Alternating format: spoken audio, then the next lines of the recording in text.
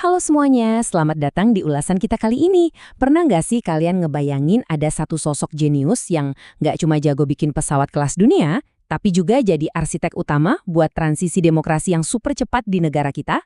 Yap, kita lagi ngomongin B.J. Habibie. Ini bukan sekedar cerita sejarah biasa loh.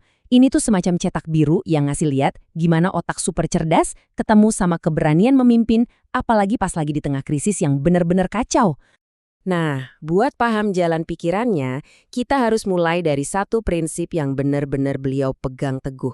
Intinya gini, ilmu pengetahuan dan teknologi atau IPTEK itu wajib banget jadi tulang punggung pembangunan nasional. Menurut beliau, kita nggak bisa tuh cuma ngandelin kekayaan alam doang. Harus ada inovasi, harus melek teknologi.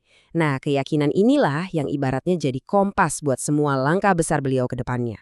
Di ulasan kali ini, kita bakal ngebahas 5 hal penting nih.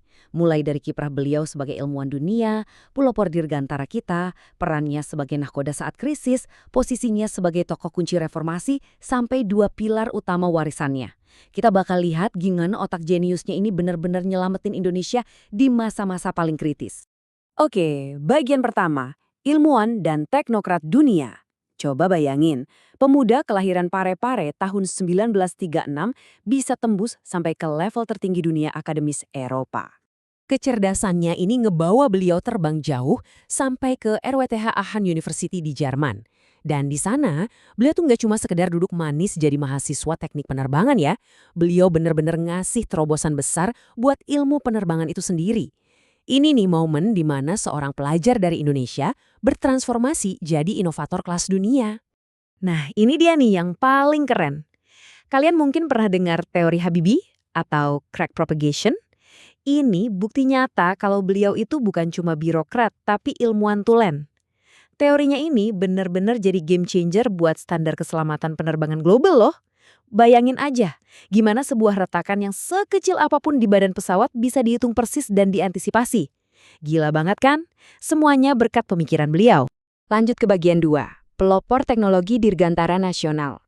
Pas lagi sukses-suksesnya di Jerman, beliau dipanggil pulang sama Presiden Soeharto buat ngebangun teknologi di tanah air. Misi besar ini langsung dijawab dengan bukti nyata. Di bawah kepemimpinannya, Indonesia berhasil bikin pesawat N250 Gatot Kaca. Ini tuh bukan cuma sekedar alat transportasi, teman-teman. Gatot Kaca ini berdiri tegak sebagai simbol kebanggaan, bukti mutlak kalau Indonesia itu udah melek teknologi dan siap banget saingan di level global. Dan selama 2 dekade jadi Menteri Ristek, kerjanya tuh nggak setengah-setengah. Beliau pakai strategi yang super holistik. Iya, beliau emang ngebangun industri strategis kayak pesawat, kapal, sampai senjata. Tapi beliau sadar betul, secanggih apapun alatnya, kalau nggak ada orang pinter yang jalanin, ya percuma kan? Makanya beliau jor-joran ngirim anak-anak muda terbaik kita buat kuliah teknologi di luar negeri. Benar-benar investasi SDM jangka panjang yang luar biasa. Masuk ke bagian 3, nahkoda di tengah krisis. Disinilah keadaan berubah drastis. Dari dunia teknik yang serba pasti, beliau tiba-tiba harus menghadapi badai politik dan ekonomi yang super kacau. Karirnya melesat dengan cara yang sangat cepat dan dramatis. Habis puluhan tahun jadi menteri, di awal 1998 beliau diangkat jadi wakil presiden. Dan, boom, cuma dalam hitungan bulan, krisis meledak, Presiden Soeharto mundur, dan secara konstitusional, Habibie harus ngambil alih setir dan maju sebagai presiden ketiga Republik Indonesia.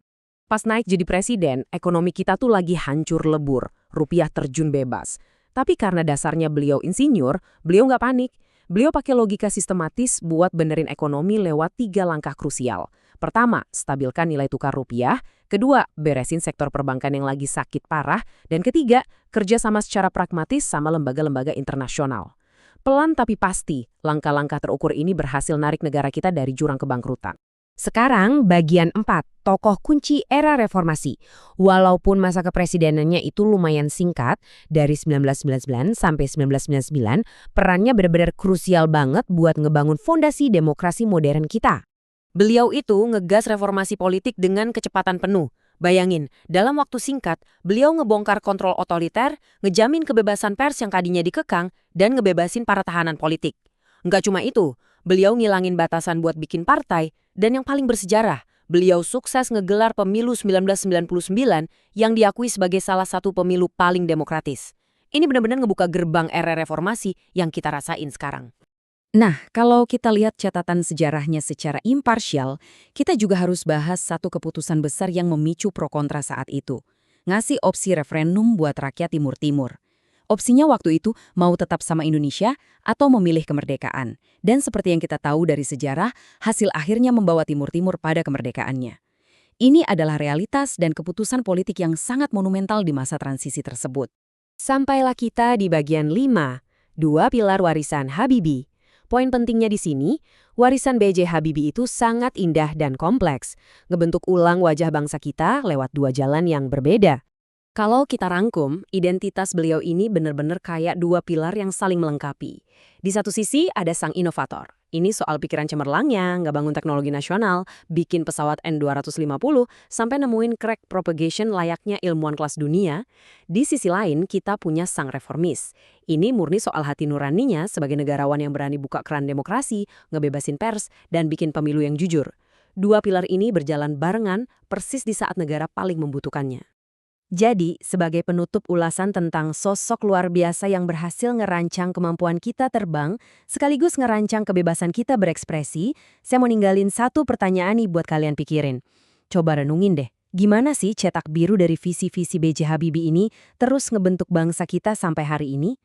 Apa kita udah benar-benar ngelanjutin mimpi besarnya? Pertanyaan ini buat kita semua ya, biar kita terus terinspirasi.